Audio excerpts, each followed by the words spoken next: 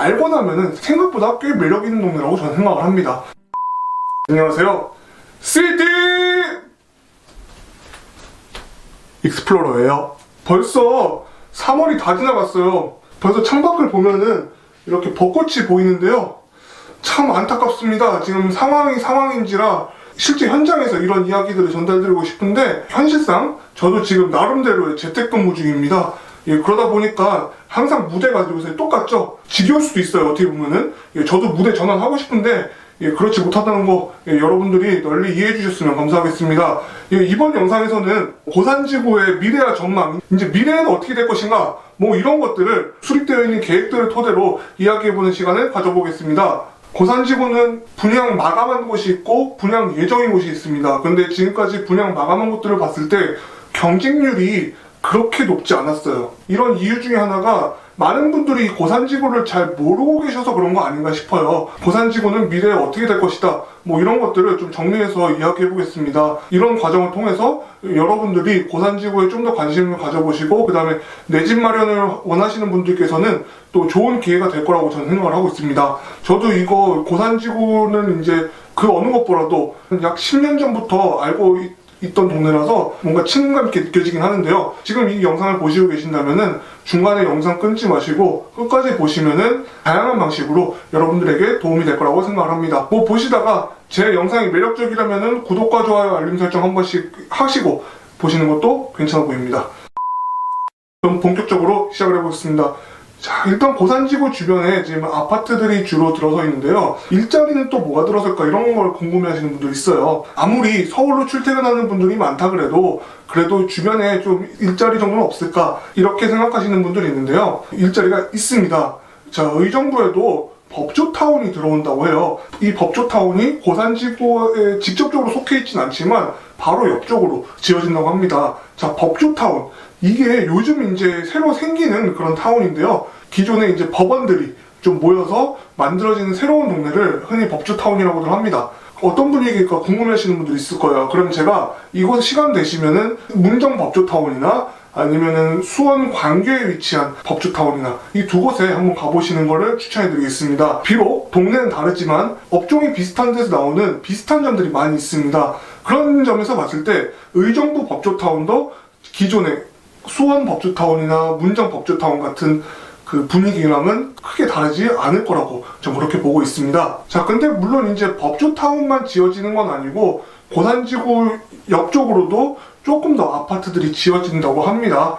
그런 점에서 이제 주택 공급도 늘어나고 그리고 법조타운도 생기면 그래도 신시가지의 모습을 갖추게 되지 않을까 싶습니다. 지금도 많은 분들이 대규모 단지를 원하죠. 같은 동네에 사는 사람이 많아야 인프라 확충에도 훨씬 도움이 될 거라고 생각하기 때문에 그런 것 같은데요. 지금보다도 고산지구 주변에 아파트가 늘어날 수 있는 가능성은 충분히 있다는 거, 이 점은 고산지구를 긍정적으로 볼 수 있는 포인트인 것 같습니다. 근데 이 법조타운이 만들어진다고 해도 바로 만들어지는 건 아니에요. 제가 봤을 때 다 만들어지는 거는 10년 후 정도가 되지 않을까 싶어요. 10년이 꼭 안 걸릴 수도 있어요. 원래 이제 뭐 투자라든가 뭐 거주해서 혜택을 보겠다던가 뭐 이런 것들은 보통 10년을 내다보는 게 일반적이지 않나 싶습니다. 지금 생각하기에 10년이 좀 길게 느껴지는데 생각보다 그렇게 긴 것 같지는 않습니다. 지금까지 경험들을 얘기해드리면은 제가 투자한 건 아닙니다. 하지만 주변 분들 뭐 땅 투자하거나 뭐 이런 거 봤을 때 한 10년은 기다려야지 이제 좀 뭔가 수익이 난다거나 아니면 토지 수용이 된다거나 뭐 그런 일들이 많이 있는 것 같습니다. 그렇기 때문에 만약에 이런 쪽에 관심이 있으신 분들은 이 법조타운이 들어서는 거 이것도 지금 당장이 절대 아니라는 거 이런 정도는 감안을 하셔야 되지 않을까 싶습니다. 비록 의정부는 아니지만 인근에 포천 고모리 쪽에 디자인 테마 산업단지가 조성된다고 합니다. 우리나라 주방 가구의 대명사라고 할 수 있는 한샘 있죠. 한샘에서 투자를 해서 그 포천시와 협의를 해서 이 디자인 테마 산업단지를 만든다고 해요. 제가 이제 좀 디자인 쪽에 약한 것도 있지만 디자인 테마 산업단지 저도 어떻게 조성되는지는 와닿지가 않은데 그래도 산업단지가 조성이 되면은 이 분야에 있는 일자리들이 좀 생기지 않을까 싶습니다. 포천이지만 포천시 소월읍 쪽이에요. 고모리라고 하면은 그 소월읍은 고산지구와 별로 멀지 않은 거리에 위치해 있어요. 차로 가면 20-30분이면 갈 수 있는 현재 도로 여건 기준을 말씀드립니다. 그 정도면 갈 수 있는 동네이기 때문에 이런 점도 생각하면은 뭐 고산지구 좀 매력 있게 느껴지지 않을까 전 그런 생각이 듭니다. 보통 이제 포천이랑 붙어 있다 그러면은 그럼 주변에 공장이 많은 거 아니야? 뭐 이런 식으로 생각할 수 있어요. 상대적으로 이제 경기 북부 지역에 뭐 이런저런 공장들이 많이 있다 보니까 그러는데, 예전의 포천과 지금의 포천은 많이 달라졌습니다. 지금 군부대도 많이 이전을 했고 좀 새로운 모습을 보일 수 있는 그런 여지가 있는 것 같아요, 제가 봤을 때. 그런 점에서 포천이랑 의정부는 다른 곳이지만 별로 멀지 않다, 이런 점에서 의정부랑 가까운 포천시 쪽이 좀 더 개발이 되면은 고산지구 주민들의 삶의 질도 조금 더 향상되지 않을까 싶습니다. 지금 이 의정부 같은 경우는 고산지구뿐만 아니라 전반적으로 미분양으로 좀 골머리를 앓았었는데요. 근데 제가 봤을 때 우리나라 사람들이 전반적으로 경부수도 축에 해당하는 신도시를 선호하는 경향이 있는 것 같아요.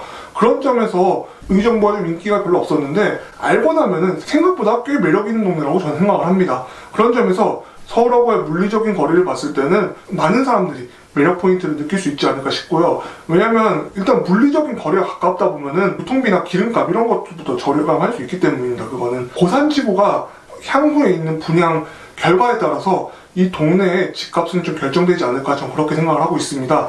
아무래도 좀 미분양이 많던 이 의정부시라서 분양이 많이 되면은 의정부시에서도 인프라 확충에 좀 더 적극적이지 않을까, 저는 그런 생각이 듭니다. 새로 오시는 분들한테 잘해드려야 절대로 이제 빠져나가지는 않기 때문에, 그런 점에서 남아있는 분양 결과가 어떻게 될지에 따라서 향후 좀 달라질 거라 생각하고요.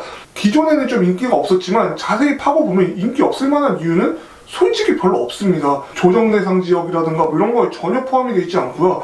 집값이 꼭 수요 공급 법칙을 따르는 건 아니죠. 부동산이라는 특성상 어쩔 수가 없습니다. 정부가 각종 규제를 통해서 개입을 많이 하는데, 이런 요소들에 의해서도 충분히 가격은 올라가거나 내려갈 수가 있습니다. 그런 점에서 고산지구는 아직 제가 봤을 때 규제로부터는 좀 청정지역이 아닌가 싶어요. 근데 청정지역인 게 생각보다 그렇게 신경 쓸 게 없다는 점은 굉장히 장점입니다. 그거는 뭔가 하나를 하고 싶은데 누가 이건 안 돼, 이건 얼마까지야, 이렇게 하면은 솔직히 답답하잖아요. 솔직히 개인적으로 봐도. 그런 점에서 별로 영향을 받지 않는다는 거, 이런 것도 장점이라고 말할 수 있겠네요. 과거에 의정부 교도소 땅이었지만 현재는 비어있는 땅도 있는데 이곳에도 아파트가 들어선다고 합니다. 그럼 지금 고산지구가 비록 이제 10,000세대 가까이 들어온다고 하지만 영상을 보시는 분들에 따라서는 세대가 좀 작지 않나, 그런 생각을 하실 수도 있어요. 제가 봤을 때는 이 주변에 지어지는 아파트들이 고산지구에 속하지만 않을 뿐이지, 이 아파트들까지 다 지어지면은 결국 고산지구랑은 하나의 생활권을 형성하지 않을까, 저는 그렇게 생각을 하고 있습니다. 그렇게 봤을 때 결코 작다고 보기는 어려운 규모이지 않을까 싶습니다. 지금까지 고산지구의 미래와 전망에 대해서 한번 이야기를 해봤는데요. 제 영상을 통해서 많은 분들이 고산지구에 관심을 가져보시면 어떨까 싶습니다. 다음 영상에서는 고산지구 집값이 어떻게 될지 제 생각을 통해서 이야기해보는 시간을 갖도록 하고요. 지금까지 저의 영상은 철저히 저의 의견이고 저와 다른 생각을 가진 분들도 충분히 계실 거라 생각합니다. 다른 의견을 갖고 계시거나 아니면 제가 미처 설명하지 못한 부분이 있다면 댓글로 남겨주세요. 얼마든지 저도 이제 보면서 하나하나 알아나가도록 하겠습니다. 지금까지 저희 영상이 유익했다면 구독! 그리고 좋아요! 알림 설정 한 번씩 부탁드리겠습니다. 이 구독과 좋아요, 알림 설정은 저에게 생각보다 아주 큰 힘이 되고 있습니다. 그럼 전 다음 영상에서 뵙도록 하겠습니다. 지금까지 긴 영상 시청해주셔서 감사합니다.